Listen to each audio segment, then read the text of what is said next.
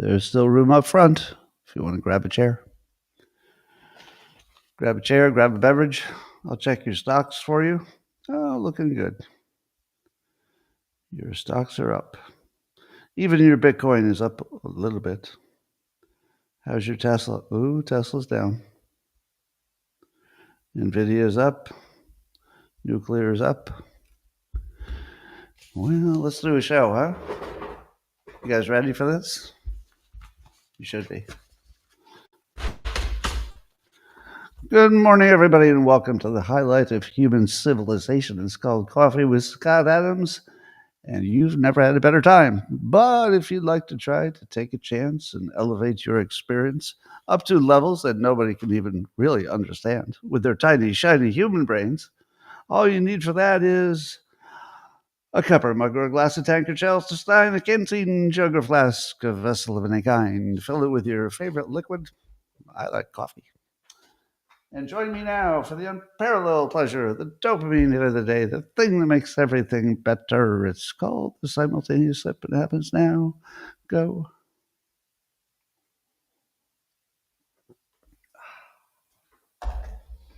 Oh, I've never been more complete. Well, after the podcast today, as tradition requires, Owen Gregorian will be hosting a Spaces event on X. So just look for Owen Gregorian, or you could go to my X feed if you know where that is. I've also reposted it, and you can get a little more. But first, according to our other tradition that we're developing, I will read you a new reframe from my book, Reframe Your Brain, changing all of your lives one frame at a time. Remember, not all the reframes are for every person. All right. That one I've done already. I'm going to say this one. All right. Yeah, I already did that one too. I'm going to get you the best one that will get your weekend off to a good start. Here's one. So a typical frame that you may have heard all your life is that success depends on who you know. Have you ever heard that one? It's really who you know. If you know the right people, then you could be successful. Well, I'm not going to say that's untrue. I'm just going to reframe it more effective. Instead of saying it's who you know, which is sort of discouraging if you don't know anybody who's useful. Am I right? If I said it's about who you know and you don't know anybody, suddenly it's like, oh, it's about who I know and I don't really know anybody who could help me. So you feel kind of helpless. So don't do who you know. A better reframe is how many people you know. Now, if I tell you it's based on how many people you know, you instantly know what to do. Like, oh, you mean if I joined some kind of social group and met a bunch of people, I'd be better off? Yes. You mean if I went to my family reunion instead of staying home, I might be better off? Yes, that's what I mean. It doesn't matter who's there. It matters how many people you meet over your life, because it's a numbers game. If you meet enough people, somebody's going to have the thing you want, the connection you want. Somebody will know the person you want to meet. Numbers. Go for numbers. And that's your reframe of the day. It's not who you know, it's how many people you know. Boom. All right, let's talk about the news. Apparently, Newsmax and others are reporting that there's going to be maybe as many 3 interest rate cuts from the Fed in the coming months. That would be cool. So I guess the inflation went up a tiny bit, but it could have gone up more. And so I guess it's still low enough that the Fed doesn't mind stimulating the economy. So that's good news. Michael Schellenberger has I guess an exclusive. I guess it would be an exclusive. But you know how, at least in my audience, we've been talking forever how the climate change models have not borne out. And as part of that, we've talked about how the sea level rise never really rose. as much as the climate model said that they would.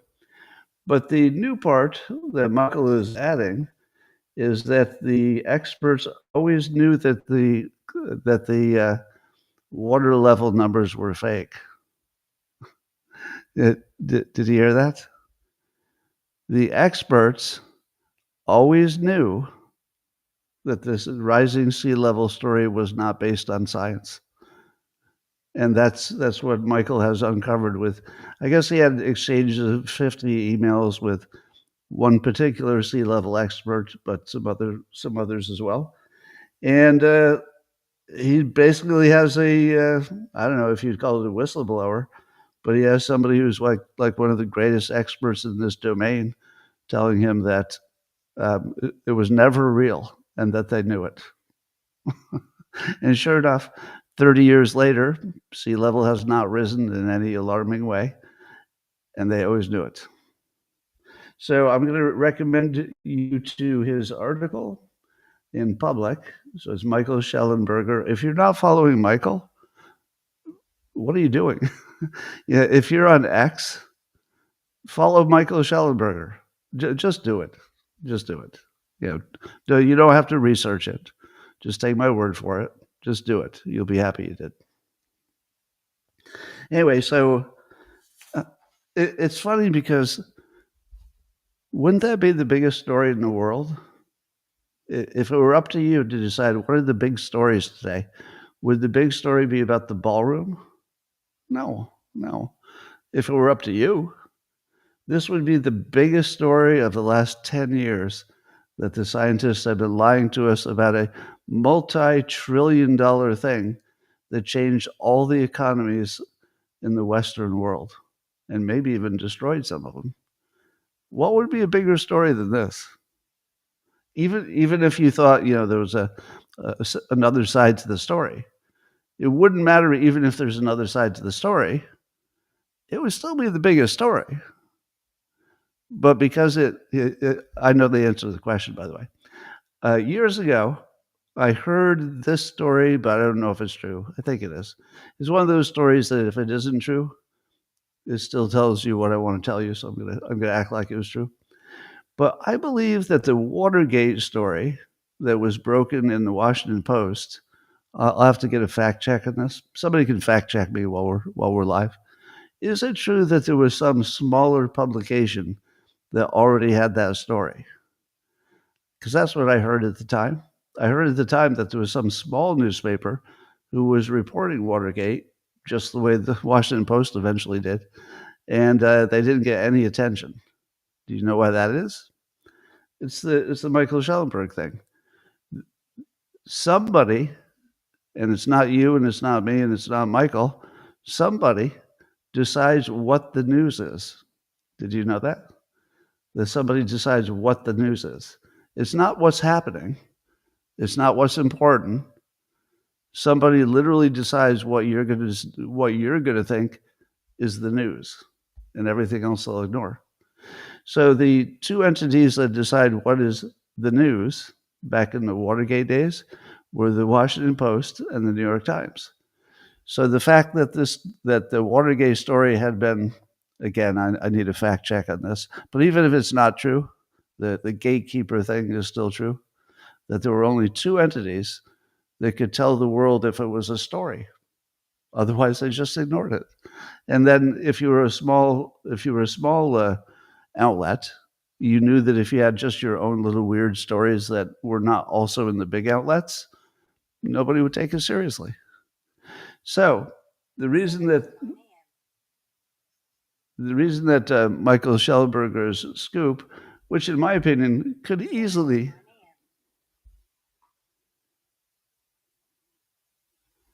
Something's talking to me. I don't know what it is.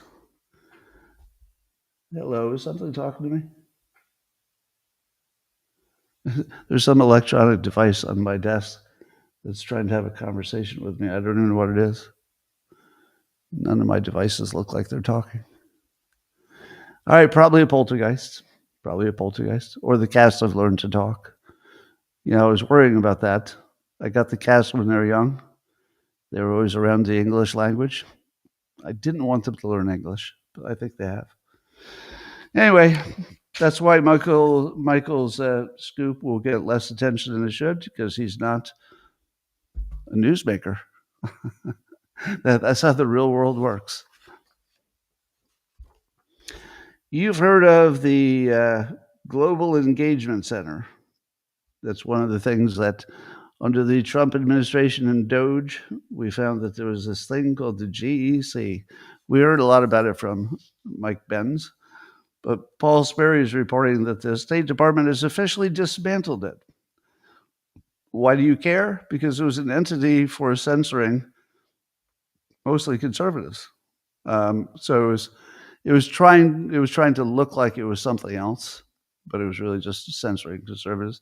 So I guess they had an impact on the Daily Wire, the Federalist, and a bunch of other news sites that would be, let's say, not associated with the left.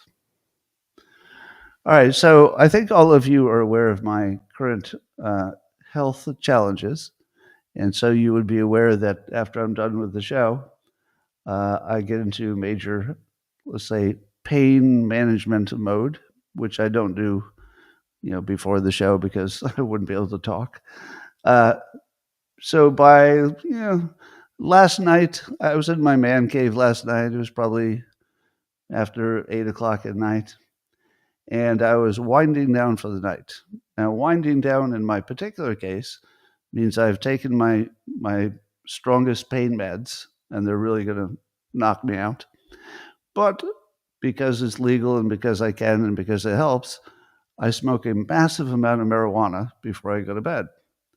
Now, since I'm a chronic lifetime, marijuana user, I have to smoke quite a bit before I get the effect that somebody else will get. So I'm quite dedicated to removing my pain and getting a good night's sleep. So I was really hitting it hard. I was probably more zonked out and higher than I've been, I don't know, in years, maybe. And it was all safe. I'm literally just in my own home, and I'm 10 feet away from where I'm going to sleep for the night. So it's not like there's any danger or anything. But I'm sitting there and I have my phone on, and it's playing videos from X. Oh, yeah, I'm definitely getting the good stuff. So the videos on X will automatically play. You don't have to advance to the next one. When one is done, another one pops up. And all of a sudden, I look over and there's Bill Maher on my phone, and he's talking about me. And I had this moment where I'm thinking, am I just really high? Or did my phone just start talking about me? My phone's talking about me. Damn it, what's my phone saying about me? And sure enough, Bill Maher decided to rip on me and Mike Cernovich last night on his show. So it was a clip from the show about me.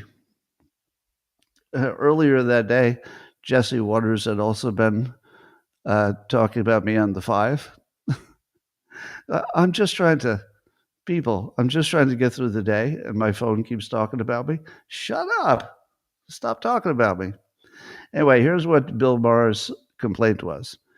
As you know, if you're my regular audience, you know that I've been trying to talk Bill Maher out of his belief in the January 6th insurrection. If he can get past that, he might understand what's happening, and he's so close. So I'm rooting for him. At the same time, that he's not exactly on my team, if you know what I mean. But I very much would like to see him make, a complete, let's say, awareness event. He's halfway there. I mean, the fact that he learned that Trump is not a monster in person is a pretty big deal.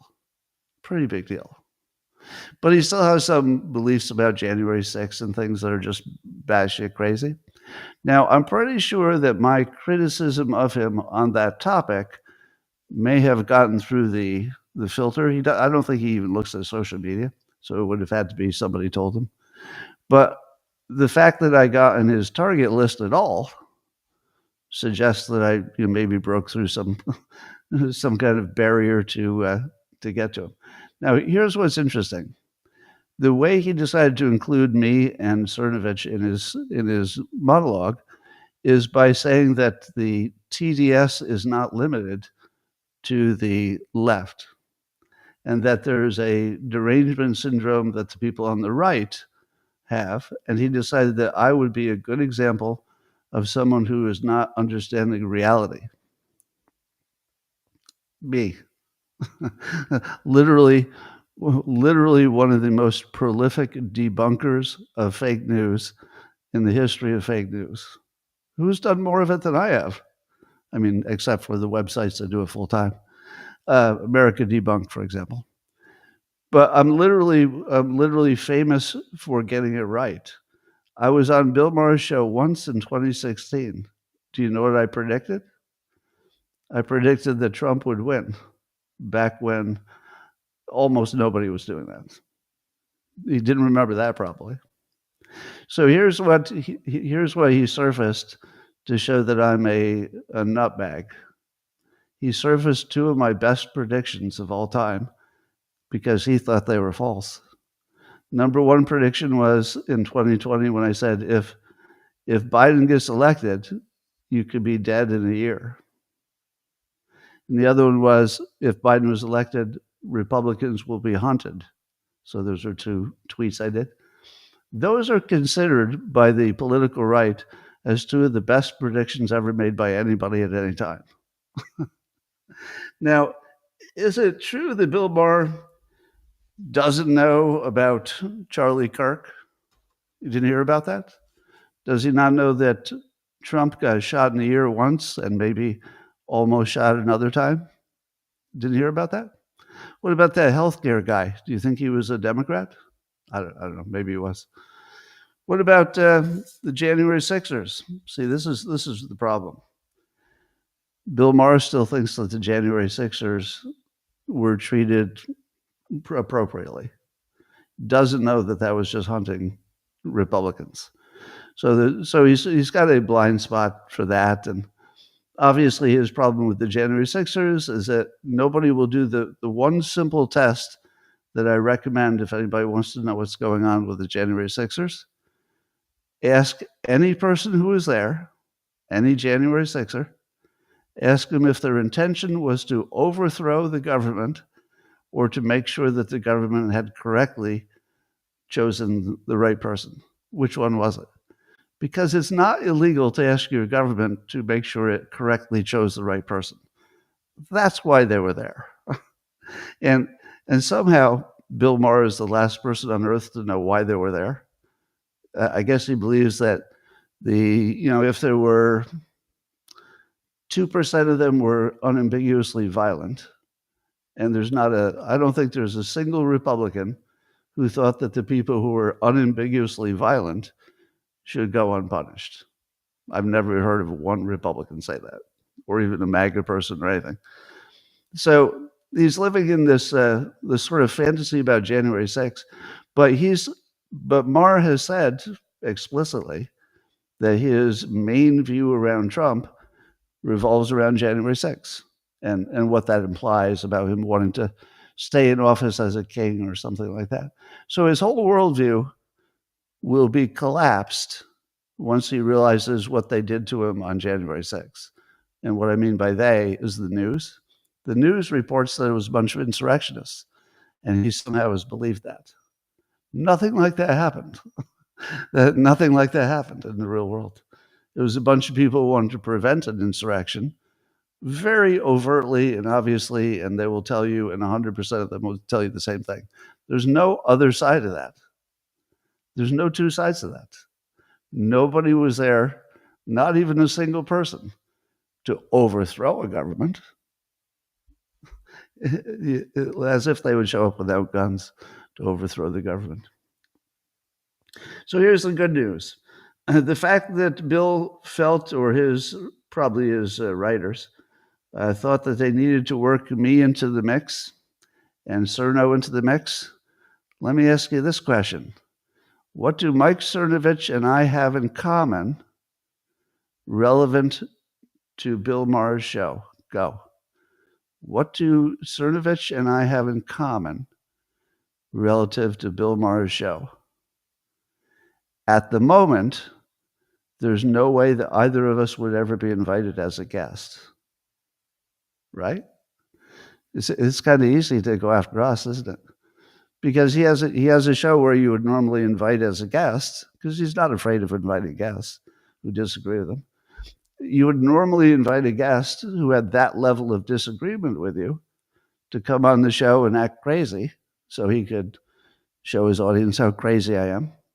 But he would also, because Bill Maher's a fair guy, he would allow me to have my time to say my piece. Do you think he knows that if I went back on the show, I'm not going to go back on the show because of health reasons, but if I could go back on the show, do you think he doesn't know that I would destroy his entire worldview? He might. There aren't many people who can destroy somebody's worldview in a 5-minute media hit, but I'm one of them. It wouldn't work with every person, but it would definitely work with a thinking person. He's a thinking person who's smart enough to know what I'm saying and know his own argument and know how it all fits together. He's definitely smart enough for that. And know my skill set, my specific skill set. 5 minutes. Give me 5 minutes and I will dismantle his January 6th illusion and he will be free. I can free him.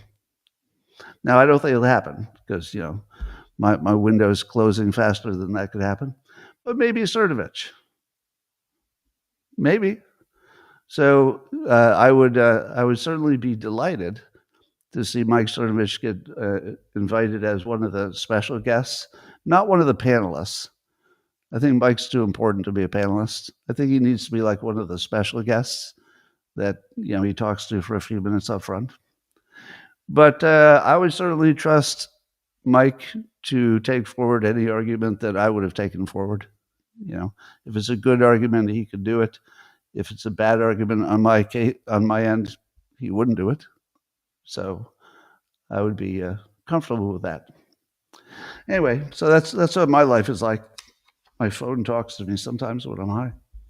Liz Warren wants to launch an investigation into this whole ballroom thing. All right. Watching Trump completely own the Dems with his ballroom is not going to get less funny. It's just going to get funnier because they keep doubling and tripling down on the least important thing in America. Stop somebody on the street and say, could you list your biggest 3 worries in America? Oh, it was the national debt. And it was nuclear war. But now it's that ballroom. Have you seen it? So everything about that is funny. But launching an investigation, because she wants to find out if the big companies that are going to help fund it are going to get any favors in return. To which I say, really? You don't understand that's how the whole city works? Of course they'll get some favors in return. That's why they do it. But it's not as clean as a favor. It's more like who's on your side. And then, maybe someday that'll matter. But it's not like you need to figure out what would be the specific favor that's being traded for this. Probably no specific favors. Probably more along the lines of if one of these billionaires calls Trump and maybe had contributed toward the ballroom, he might call them back a little faster. Isn't that the way the whole town works? Are we going to try to get rid of that? That's like the operating system of the whole government. It's not just Trump. So, yeah, once you get rid of AIPAC and get rid of all the special interests, get rid of all the lobbyists, and then get back to me about this ballroom, right? It's just all the same thing. Do I love it that people are donating money and might get special access? No, don't love it, but it's a universal truth. It's not something that just popped up with this ballroom. Anyway, so that's weak and stupid. but it keeps Liz Warren busy, and that's important. As long as Liz Warren is working on that, she's not working on anything that will hurt Trump. So good. Keep working on that. Brian Stelter took it to a new level of crazy by posting about there's a movie critic named Richard Roper who on X he shared a photo of the White House demolition and then did some movie imagining. And he imagined it was from a disaster movie from some famous person. And then Roper said that he thinks that maybe one of the reasons that people are getting so worked up about the East Wing is that he thinks disaster film iconography is a factor. Now, how far away from reality can Democrats get? Trump just says, we don't have enough room for a proper ballroom, so I'm going to build one, and I'm going to get these other people to pay for it, hopefully. Was there anything about that that seemed weird or inappropriate for the country, or something the president shouldn't be doing? Making the country look good by having a proper facility for greeting people. He shouldn't be doing that. No, this is the Democrats. It was getting people all angry because of the disaster film iconography. And then Brian Stelter thought that was such a good point that because it looks like a horror movie scene, that people are reacting as if they were watching a horror movie, and that would explain why they're so worked up. No, people. Can I simplify this for you? It's just TDS. It's only TDS. TDS explains 100% of what we're observing. There's nothing left over. You don't need to add in disaster film iconography. If you ever find yourself trying to improve on an explanation of what happened in the real world by adding disaster movie film iconography, you will not be invited to anything that I'm at. You will not. Yeah, no, that does not. The only explanation for the intense reaction is that the news told people to have an intense reaction. If the news had told people, it's just another one of the upgrades in the White House. There have been several. Obama built a basketball court. Kennedy built a pool, blah, blah, blah. If they had reported it that way, do you think the public would be all worked up? No, of course not. The public doesn't make up its own opinions. The public is assigned opinions, and they assigned the opinion that this was a big, big deal, and you should get really worked up about it. And they're actually trying to sell it as a metaphor for Trump's other activities. So you want to stop that metaphor. What? What? Do we really need to get involved in stopping a metaphor? Why? None of it makes any sense at all.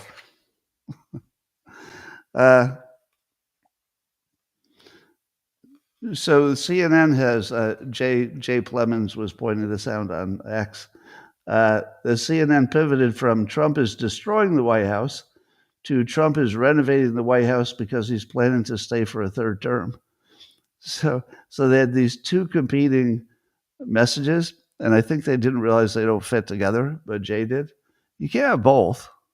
He's not destroying the White House, but also improving it so he can stay there for a third term. Pick one. He's either destroying it or he wants to live there forever. And by the way, this whole third term thing, I floated the idea that it's actually kind of brilliant by Bannon, because if you think that you can just wait Trump out, just say, all right, it's like 3 years, we'll just wait him out, then he loses his power, right? Maybe not yet, but certainly the last 2 years of his term, he would lose all his power, because they'd say, we just wait 2 years, not that long.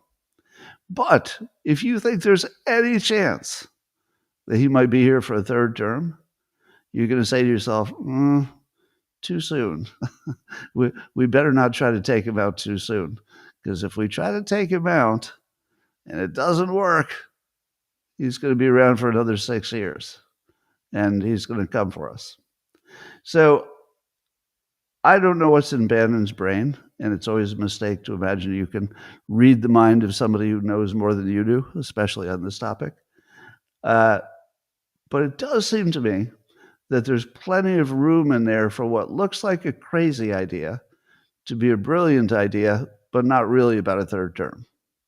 There's no real risk of a third term, in my opinion.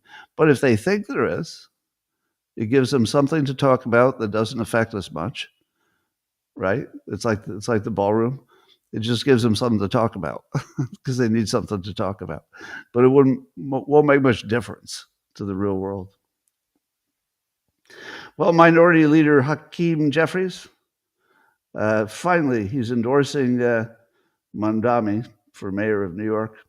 Now, some say that would be the end of the Democrats, because once you get a top Democrat endorsing them, now all the whatever it is that we don't like about Mamdani can now be transferred over to all Democrats, right? When there were no top Democrats endorsing him, so Schumer has not endorsed him, as far as I know, and Hakeem Jeffries had not until today endorsed him. So as long as the top Democrats are not endorsing him, they could, have a little distance and say, well, that's his race. We're doing our thing. He's doing his thing. But now that Jeffries has endorsed him, it seems to me that all the stink will be on both of them, and there's no way around it. But here's the bigger issue. The Democrats had this gigantic hole in their leadership, as in no leader. Of course, Jeffries tries to be the leader, but wasn't doing much of a good job. Chuck Schumer tries to be a leader, but he's literally pathetic. The one word that you would most use for Chuck Schumer would be pathetic, right? He just sort of looks pathetic. So he didn't really have any leadership. But as soon as I think Hakeem Jeffries may have known that if he endorsed Mamdani, it kind of makes Mamdani the leader of the party. It makes him leapfrog both Jeffries and Schumer, and he only needed one of them to say, you're okay, I'll endorse you. So it probably made sense for Jeffries to hold back as long as possible, because he knew that the moment he endorsed him, Mamdani would leapfrog him in terms of leadership, brightness. He would just shine a little brighter than the top guys. Now, what would it take for Mamdani to literally be the leader of the Democrats in the way that even the other Democrats would agree? Because they would not agree with that assessment today. What would it take? All it would take is for Mamdani to come up with policies that other Democrats say, well, that's a policy. Well, why don't we do that? The affordability thing, I hate to tell you, is brilliant. Affordability as a rallying cry for Democrats, absolutely brilliant. Can he do that again? I don't even know if he did or if somebody advised him of it. But whoever came up with affordability, that was the professional. If there's a hypnotist in the woodpile there somewhere, maybe a professional persuader who came up with affordability, whoever it was is not the normal Democrat. The normal Democrat just simply isn't that good or that smart, because affordability isn't just a good play. It's a base clearing home run. You don't see that very often. So yeah, I mean, it's just amazingly the right play. So if he could do that more than once, let's say affordability is one domain, but if he can do that with maybe another domain or two, he's the leader of the party, because nobody else has any ideas, and certainly not as clever as that one. So I think we just saw the keys being handed off to the new leader of the party, because he's certainly going to win. Everybody thinks. I mean, anything could happen, but at the moment, it looks like he would certainly win. And he's got policies, And if he can make even one thing work in New York 2 years from now, he can't run for president because of where he was born, but he might be the leader of the party.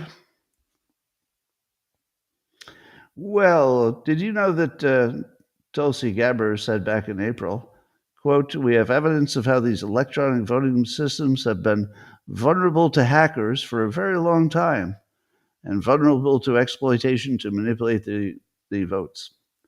So we know for sure that the machines at least had some vulnerabilities, which is different from knowing that anybody cheated. Separately, I've been following, and I've been telling you about this, the Rasmussen Report account on X is a lot of fun. I don't know what's real and what's not. So if it sounds like I know what's real, turn that off for the next 5 minutes. I don't know what's real. I only know what people think is real. And there are a lot of people who think the 2020 election was stolen. And there's this book called Stolen Elections, The Takedown of Democracies. And what Rasmussen is doing is reading that book, which apparently is well researched, giving the page numbers, and then telling you some provocative things from the book that I never heard. These are things I never heard before. But apparently somebody who has enough credibility for at least Rasmussen and other people reading the book. I don't have an independent opinion about the credibility of this. I'm going to report it because it's fun. Okay, it's sort of fun to see that maybe Trump is winning on every domain, everywhere. He's just winning everything everywhere. And the big one would be if we could get a definitive answer if the 2020 election was rigged. And again, I personally don't have definitive information about that. I don't want to get sued and act like I do. I don't. But I also don't know if this book is credible or not credible, and I have no way to really know. But here are the claims. This is broken down by Rasmussen, so you should just follow Rasmussen on X. That China provided the money to run the system. This is our election systems. And they build the election machines, meaning that Chinese technology is in our election machines. And then they're sent to a warehouse in Taiwan, the machines, where they're repackaged and loaded with Smartmatic software. All right, so this is the claim in the book. It's not my claim. And then China also owns, because they own Huawei, these massive servers in Serbia. They're used to store voting data and run the system. Remember you heard that there were servers in Serbia that had our American data information, and you thought to yourself, that can't be right. That can't be true. There's no way that our voting information in real time is being sent to Serbia during an election. But the claim is that it is. So there's a claim that that's exactly what happened. Iran apparently provides some technical services. That's the claim, again, allegedly. And they also help pay for it. I don't know about the Iran connection. But apparently the Iranian foreign minister reportedly on our election day in 2020 was in Venezuela to watch the steal. Now, again, I can't confirm that any of that's true. Russia allegedly supplied some engineers to help run the electronic voting system. All right, I'm not sure I believe that. And that Cuba was involved with some engineers. So I'm going to say, as I read through the claims, I do not find them credible. Doesn't mean they're fake. But that's more countries than I would expect to be involved in a top secret plot. I don't see that this many countries could be in on this, and it wouldn't have been, easily uncovered. So I don't know. Make your own decision about how credible that is. David Sachs of the All In Pod had a fascinating thing to say about the source of wokeness. Now, I know you're going to say that companies had to act woke because they were partly owned by BlackRock and State Street and Vanguard, who owned a lot of they own parts of a lot of the biggest companies. And apparently they were putting pressure on them to do ESG and DEI, et cetera. So we most of us knew about that. But what I didn't know, and this is what David Sachs explained, is that that most of the stocks, or maybe half of all stocks, are owned by index companies. Companies that just say, all right, we will own all of the S&P 500 stocks. So if you're an index fund and you also have to vote with shareholders, you don't really want to be in the business of making decisions for each company in your index fund. So you buy a service. You buy a third-party service. I heard it listed, but I didn't see how they're spelled. Something like Glass List and ISS. Give me a fact check on those two company names. But they're two companies that exist just to help the index funds vote on all the many stockholder votes that come through if you own stocks. So they don't have to make a decision. Whoever owns the index fund or runs it, they just say, "All right, you guys, we paid you to make our decisions. Did you vote on these?" "Oh, yes, we did." So that gave those two companies an immense amount of power, because if the companies would say, "We're thinking of going ESG or DEI," these two proxy companies would say, "Oh yeah, get yourself some ESG and some DEI. We'll vote for that." So if you thought that things became the way they are because the public sort of coalesced on those opinions, and then public preference got expressed through our various organizations and businesses, didn't happen that way. Nope. The public was assigned their opinion by a few companies that had a profit motive. We were assigned to those opinions. It did not happen organically. Unbelievable. Now, how many of you knew that? That's the first time I'd ever heard that. It's like one of the foundational understandings of how anything is happening in the United States, just foundational. If you didn't know that that's where this came from, you would be all, where does this come from? That's where I've been for years.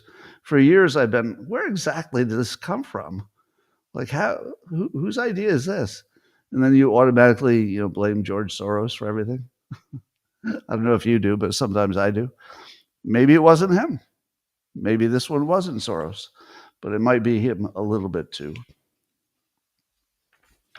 Also on the All-In Pod, Chamath and Friedberg were saying that that Optimus robots might colonize Mars, but they could unlock the rare earth minerals on Earth.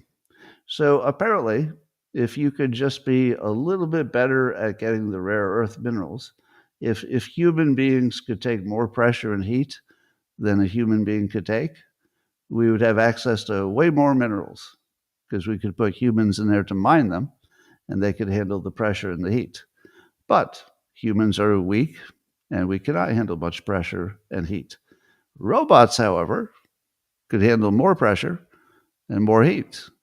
So the thinking is that if you get the robots to be able to mine, and we're probably right at the precipice of being able to do that, if you throw enough robots at the mine, humans don't get injured, and the robots can go down to that next level of rare earth mining availability, where apparently there is lots of rare earth. So we don't have a problem with finding it or mining it. We have a problem with staying alive while we're mining it. And that might be solved entirely by robots, because they'll stay alive, so to speak. So sometimes your biggest problems could be your smallest problems. It's entirely possible that in 18 months, we're going to have armies of robots digging through the ground, getting all this rare earth, and suddenly problem solved. And including the processing. Now, the processing is also environmentally destructive, but we could probably do better at that. Anyway, speaking of Mom Donnie, There's some controversy about whether he has ever used the phrase global jihad, because if he ever used it in a positive way, that would look like he just wants to be part of the taking over the world for the benefit of the Muslims, which would not be too popular in the United States. He says he has never endorsed a global jihad, and nobody has any evidence that he did. Right? He has never supported a global jihad, and there's no evidence that anybody has that he ever did. He has, however, taken pictures with people who do. He does, however, have supporters who totally are on the global jihad side of things, and he's not exactly disavowing them. Now, you can fact check me on the following as well. Is it true that he has never condemned the phrase global jihad? I do accept that if nobody has any evidence he's ever embraced it, that he's never embraced it in public. But has he ever condemned it? Because it feels like that would be appropriate, wouldn't it? So that's my question. Has anybody even asked him if he's condemned it? I haven't seen that happen. But he says he won't condemn the phrase, but he's opposed to the violence. So I think he's actually said he won't condemn it because that's just somebody else's opinion or something. But if you don't condemn that, and I know I saw somebody mention taqiyya, if that's the right pronunciation, the idea that if you're a Muslim, you're not encouraged, but you're totally allowed to lie about your ambitions for taking over the world because the lying might help you do it. So that doesn't mean he's lying. It just means you can't tell by what he says. It's exactly in the domain where lying would be allowed explicitly. It would explicitly be allowed to lie if you had an Islamic worldview and you bought into, Islam has to dominate the world eventually, and maybe you need to bend the truth to get there. That would be totally allowed. So you can't trust anything he says on that topic because he happens to be part of a team which explicitly allows you to lie on that question. So, would it be my fault if I don't believe him? It's not my fault if I don't trust him, right? That would just be built into the system, and we're just observing the system. Oh, it's a system in which people who are in this channel are encouraged to lie about exactly this question. So then when he says something about that question, should I say, oh, he's the one person who's decided not to lie about it?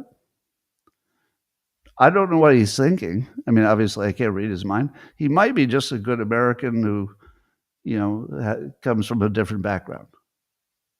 Can't rule it out. But would you trust him?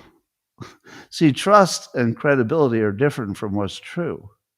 He might say only things that are true. How would you know? Could you trust him? No, we can't really trust any politicians. So the fact that it's even possible that he would be friendly with the idea of a global jihad, just doesn't want to say it, should be disqualifying, but it won't be. Speaking of that, 25, according to the New York Post, Craig McCarthy's writing, some survey that said that 25% of New Yorkers would consider fleeing New York City if Mamdani wins.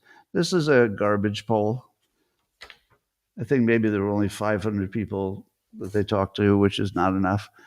And when you word it this way, would you consider? That doesn't mean anything. If 25% considered it, how many would actually do it? 1%, and maybe they had different reasons than what they said, maybe none. I think Boston had a similar situation when their billionaire taxes were being raised. Everybody said, "Oh, the billionaires will move out," but not too many did. So, I would not pay attention to a 25% considering fleeing, because people consider all kinds of things. They don't do it. All right. So Trump apparently is doing his trip to the east. So he's going to visit Malaysia, Japan, South Korea, trying to get some trade deals and minerals and ceasefire deals and all that. Could be a successful trip. We'll see. He might meet with China's Xi, but that's not set up. It's hard for me to imagine that President Xi of China would do a sort of semi-unplanned, hey, I'm in the neighborhood, can I stop by? I feel like it would be such a big event if a president visits that you don't just slap that together and meet on the tarmac. So I don't know that he's going to meet Xi, but it would be impressive if they pulled off a casual meet. I would be impressed by that, actually, for both of them. Meanwhile, Putin has a new envoy over here who's doing a lot of talking. His name is Kirill Dmitriev, and he made a little news. He said that Europe is committing civilizational suicide. A reporter asked him, do you think Europe will become completely Muslim? And he said, I think this is where they're going. Other things we see is, for example, Europe. All right. So J.D. Vance has basically said the same thing as this Russian envoy, that Europe is essentially committing civilizational suicide. This is in the Clash Reporter. So here's my question.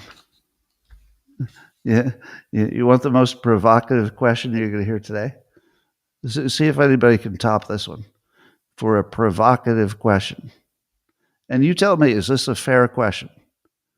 All right, here's a question that I've never heard anybody ask, but you tell me, is it a fair question? So you're a European. Let's say you're a white Christian or non-believing European. And I told you you had two choices for the future. You could be dominated by Russia, or you could become an Islamic nation. Because those are the only two choices. Because you know what choice you don't have? Maintaining your European character. You already gave it away. You opened the borders. Too late. You shrunk your militaries. Too late. You made yourself probably a little dependent on the economics of Russia and their energy. It's too late. So one of two things is likely to happen. Europe will either become totally dominated by Russia, which would help prevent them from becoming Islamic, or they'll become Islamic, because there's nothing that would stop it, except what would be the one thing that could stop Europe from going Islamic? The one thing, conquest by Russia. It's the only thing. Now, here's where I get in trouble. I'm not suggesting that would be a good idea. I'm not hoping it happens. I'm not encouraging it to happen. I would not celebrate it if it happened. But the cold, hard fucking truth is Europe will either be dominated by Russia or Islam. I don't think there's any other way, is there? What are they doing to protect themselves from either one? Not enough. The U.S. is the only thing that protects them from Russia, and nothing is protecting them from Islam. Islam's coming. So, let me ask that question again. If you're a European and your choice was to be dominated by Russia, but it would still sort of look like Europe, you would just have a new boss, or change everything. Sharia law, maybe you get beheaded. I hate to tell you that the Russian option might look better to some Europeans. It just might look better. And I don't know if Putin has ever factored that into his plans, but he probably should. I don't want to give him any advice, but probably should. Well, that same envoy, Dmitriev, says that the Russian economy actually grew 4%, whereas the EU grew less than 1%. So he's trying to argue that the sanctions aren't working at all, and and Russia is growing like crazy. Do you believe that? No. No, we do not believe that Russia had a 4% GDP. No, I don't think so. Maybe, I mean, anything's possible, but probably not. But he also says, the same envoy, he says that US, Russia, and Ukraine are close to a diplomatic solution. He says, I believe Russia, the US, and Ukraine are actually quite close to a diplomatic solution. Not just close, but quite close. And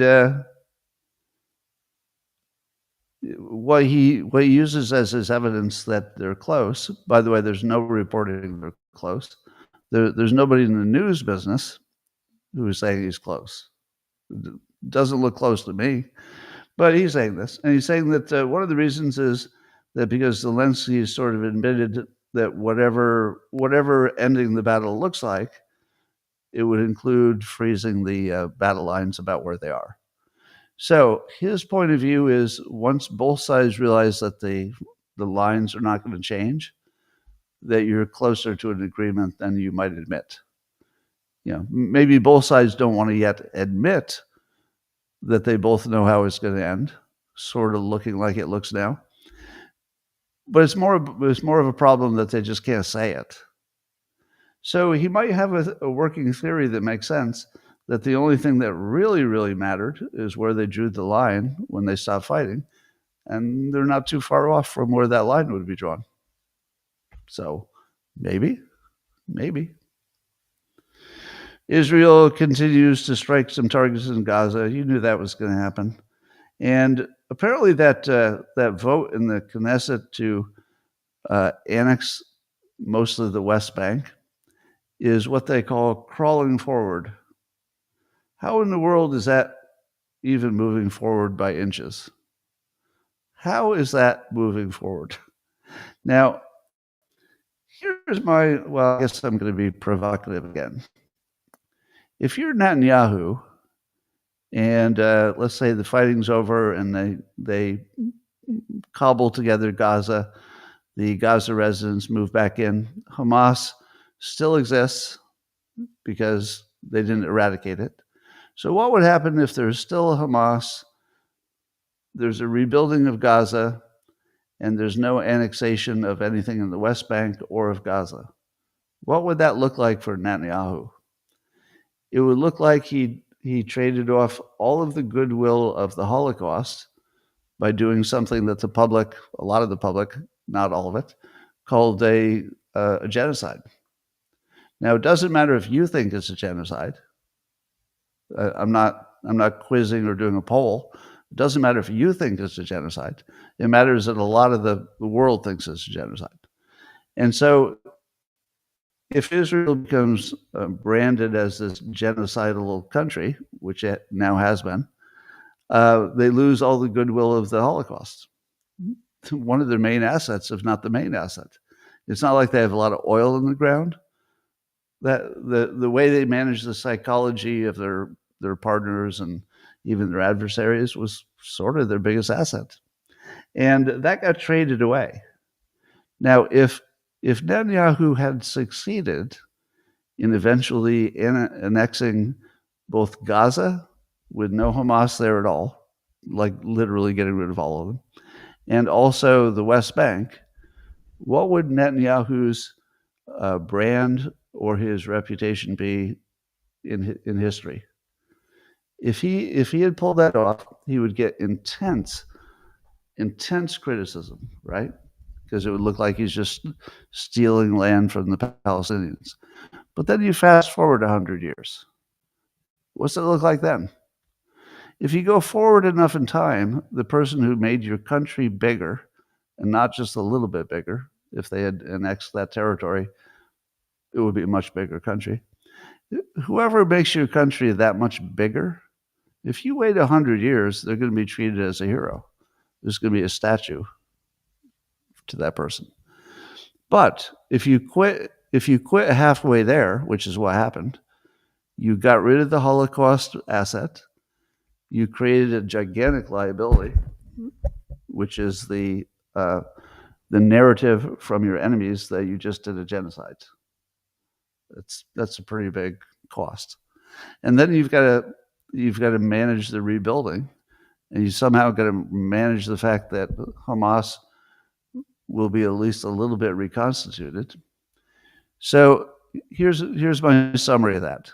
At the moment, Netanyahu has lost everything. It's the worst case scenario, because I don't know that once he leaves power that he will be respected enough by either side, because he didn't get what the right wing wanted, which is annexation. And he didn't get what the left wing wanted, which is you should have stopped a long time ago. So he's got two sides of his public that he would have deeply disappointed, and that would be his future. No statue, right? So I would say that the current situation would be a gigantic, definite loss for Netanyahu.